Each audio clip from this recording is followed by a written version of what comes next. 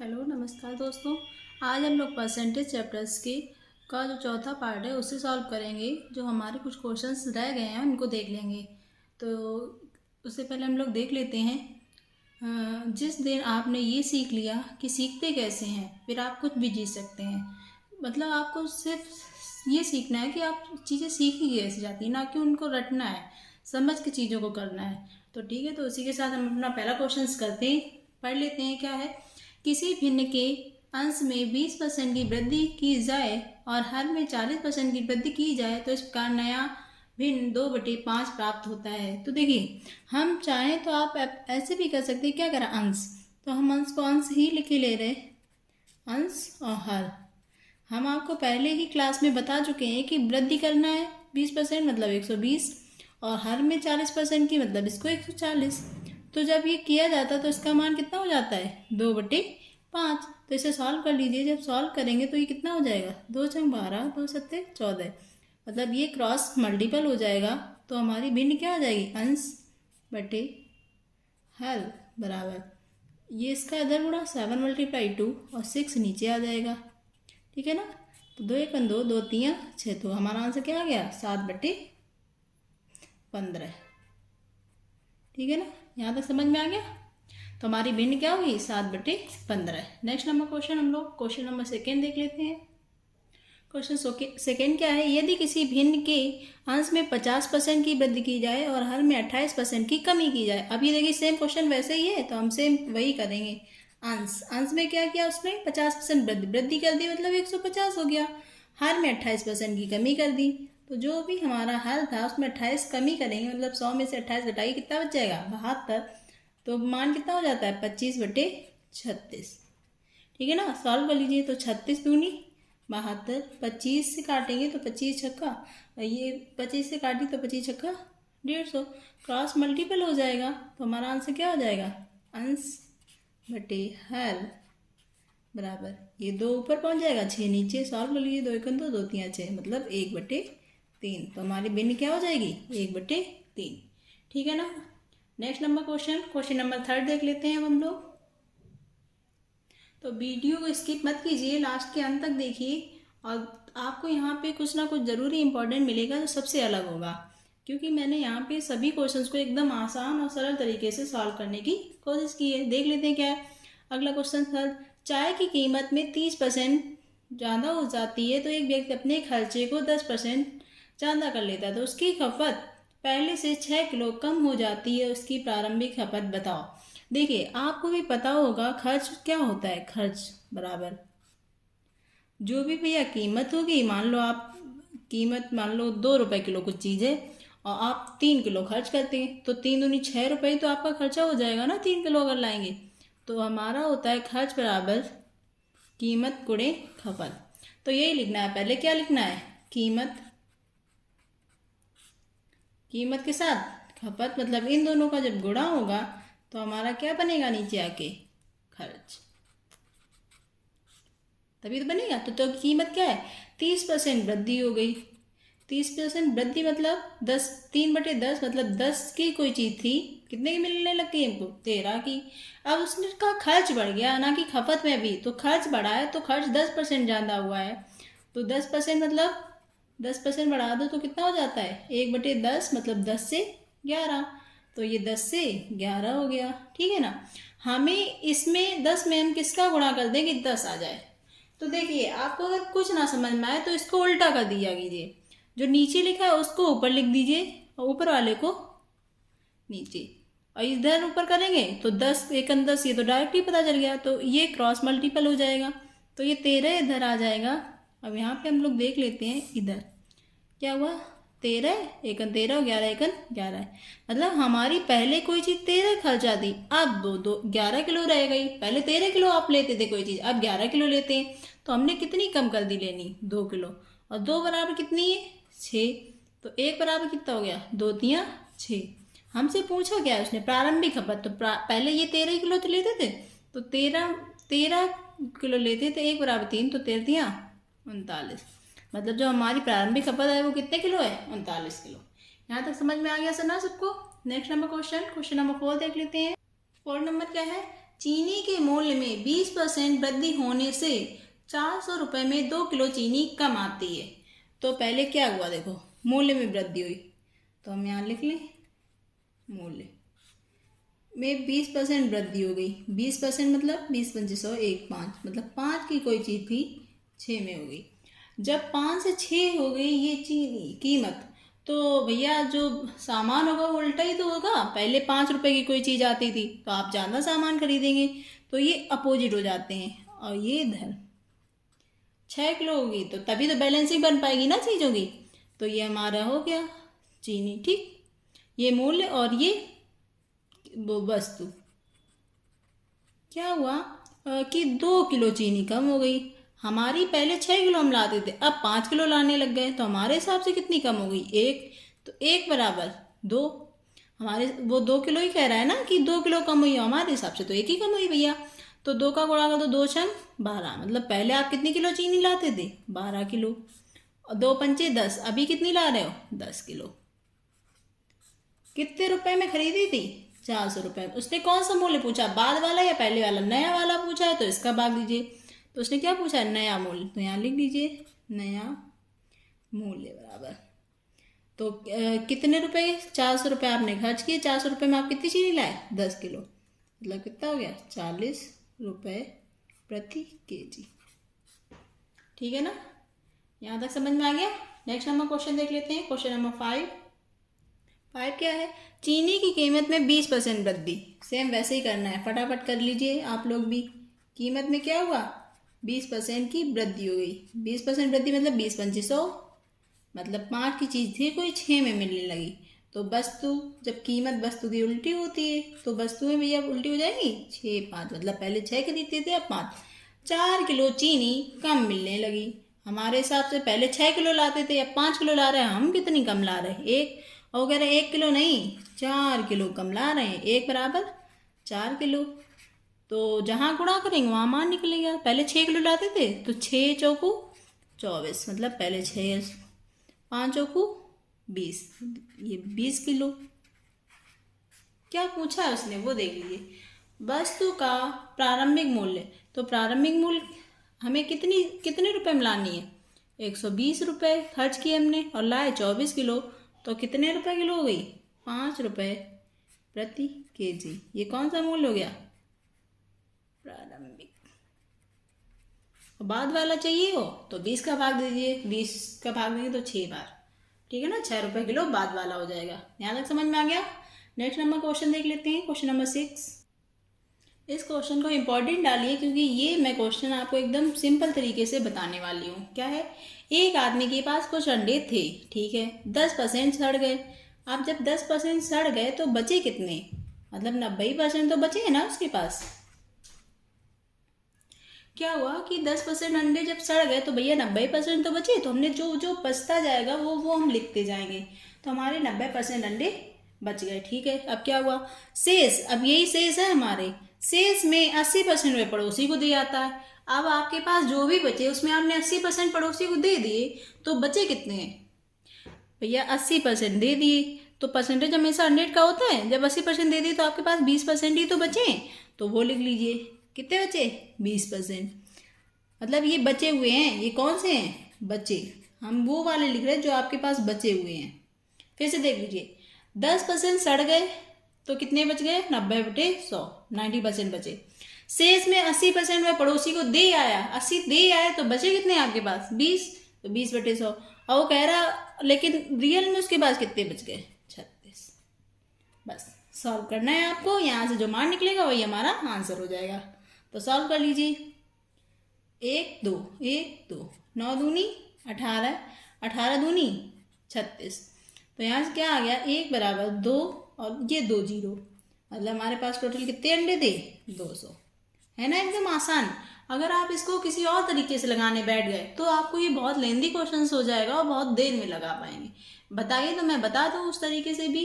अगर आपकी ऐसी कोई क्यूरी है कि मैं आपको ये दूसरी मेथड से बताऊं तो आप मुझे कमेंट बॉक्स में लिख के भेज दीजिए, मैं इसको आपको दूसरी तरीके से डिफाइन कर दूंगी, ठीक है ना। नेक्स्ट नंबर क्वेश्चन नंबर 7 देख लेते हैं। क्वेश्चन 7 क्या है, एक परीक्षा में 52% विद्यार्थी अंग्रेजी में फेल हुए, 48% गणित में। यदि दोनों विषय में 17% फेल हुए तो कितने परसेंट विद्यार्थी पास हुए? तो ये देखिए, ये दो तरीके से लगता है। एक तो वेन डायग्राम से, इसे वेन डायग्राम ये लिखना पहले मैं आपको बता दूंगी। एक तरफ क्या है इंग्लिश, एक तरफ क्या है गणित, मैथ लिख लेते हैं। ठीक, क्या हुआ इंग्लिश में कितने बच्चे हैं? 52%, यहाँ लिख लेंगे। और गणित में कितने हैं? 42%।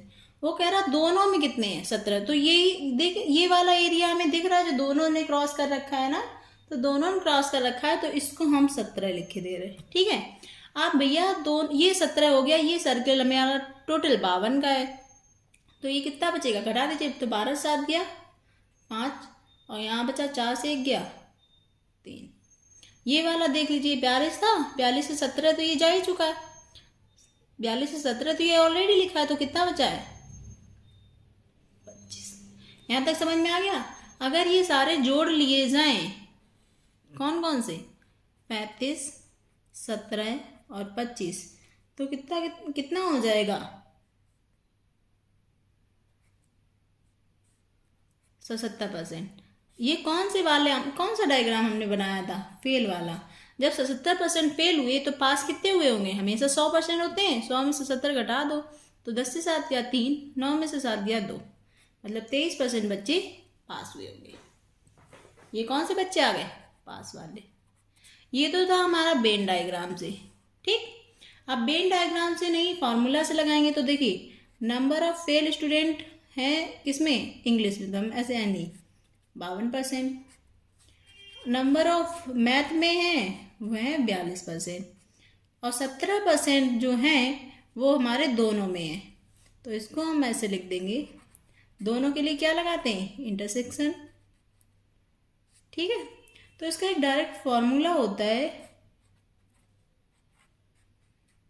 जिसे आप लोग याद कर लीजिए। अगर आपको डायरेक्ट लगाना है, ये ठीक, ये फार्मूला हो गया, ये आप लोग याद रखिए। चलिए लिख लेते हैं हम लोग। N E 52 plus N V 42 minus ये 17, तो ये घटा देंगे तो कितना हो जाएगा हमारा? ये हो गया 2 2 4 5 4 9 माइनस 17, तो ये कितना? 7 8 में से 1 गया 70% बच गया। 70% ये हमारे कौन सा है? फेल। हमें कौन सा चाहिए? पास। तो ये 100 से घटा दीजिए तो हमारा 23% बच जाएगा। ठीक है ना, ये दूसरा मेथड था। यहाँ तक समझ में आ गया आपको? नेक्स्ट क्वेश्चन देखते हैं, क्वेश्चन नंबर 8। 8वां नंबर क्वेश्चन क्या है? अब ये देखना आप लोग, केवल एक बात याद रखना है इसमें, लेकिन जैसा है वैसे ही करना है। तो हमें सबसे पहले इसमें ये याद रखना है, जो दोनों का दिया होता है वहां शुरुआत करते हैं। 70% अंग्रेजी में, गणित में 80% पास हुए हैं, लेकिन फेल वाले कितने हैं? 10%। तो हमें जो दोनों का दिया होगा उससे हम बनाएंगे। तो पहले डायग्राम से देख लेते हैं, फटाफट सीख लेंगे। तो 10% फेल, हम कौन सा वाला बना रहे डायग्राम? फेल वाला। 10% यहाँ पे इंग्लिश और यहाँ पे मैथ, 10% फेल हुए। अब एक बात बताओ, 70% अंग्रेजी में पास हुए हैं, तो फेल कितने हुए होंगे? अंग्रेजी में पास 70% है, तो फेल कितने हुए होंगे? 30% ही तो हुए होंगे फेल। 100 लोग थे, 100 में 70 पास हो गए तो 30 फेल हो गए।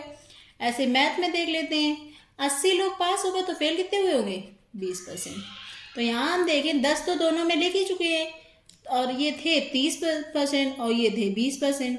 10 लिख चुके हैं तो बचा कितना? 20। या 20 था, 20 में 10 लिख चुके हैं, 10 मतलब 20 10 30 और 10 40। 40% ऐसे बच्चे हैं जो टोटल फेल हुए हैं, कुल फेल। उसने पूछा है पास वाले, तो जब 40% फेल हो गए तो पास कितने हुए होंगे? 60%। पास कितने हुए होंगे? 60%। अगर सूत्र से लगाना चाहे तो मैंने क्या बताया था, ये दोनों को जोड़ लीजिए, वही हमारा फॉर्मूला। पहले फॉर्मूला वही वाला लगेगा कि दोनों को जोड़ लीजिए तो घटा दीजिए। तो फॉर्मूला क्या था हमारा? N E plus N M minus N E intersection N M. तो इन दोनों को जोड़ना है, तो 30 और 20 50 माइनस 10, मतलब 40% हमारे फेल हो गए। तो पास कितने हुए होंगे? पास बराबर 40 फेल हो गए, पास कितने हुए होंगे? 60%। अब कह रहा 144 विद्यार्थी दोनों विषयों में पास हुए, मतलब 60 बराबर 144। तो कुल कितने विद्यार्थी? हमने 100 ही तो माने थे, तो 100% का उसने मान पूछा है। तो निकाल लीजिए 144/60 गुणे 100।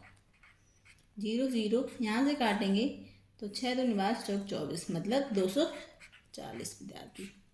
कितने विद्यार्थी थे? 240। यहाँ तक समझ में आ गया। नेक्स्ट नंबर क्वेश्चन नंबर 9 देख लेते हैं। 9वां क्या है? एक कॉलेज में 40 छात्रों को ग्रुप ए, शेष के 75% को ग्रुप बी और शेष 12 छात्रों को ग्रुप सी दिया गया। तो शेष वाला कैसे लगाना है? फ्रैक्शन से हमें। चलो शुरू करें। तो जो बचता है, ए को कितने दे दिए? 40%। आगे शेष बोला है, तो जब 40% दे दिए, बचे कितने? हम बचे लिखेंगे, तो हमारे पास कितने बच गए? 60%। तो ऐसे लिख लें, ठीक है। ये बचते गए, बचे हुए हम लिखते जा रहे हैं। शेष मतलब ये शेष हुए का 75% बी को, 75% बी को दे चुके हो आप, तो बच कितना गया?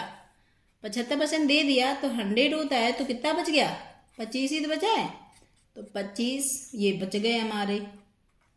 फिर से एक बात समझ लो, 40 छात्र ए के हो गए, तो बचे कितने हमारे? 60/100। इसमें से उसने 75% बी को दे दिए, तो बचे कितने होंगे? 25 ही तो बचे हैं, 25।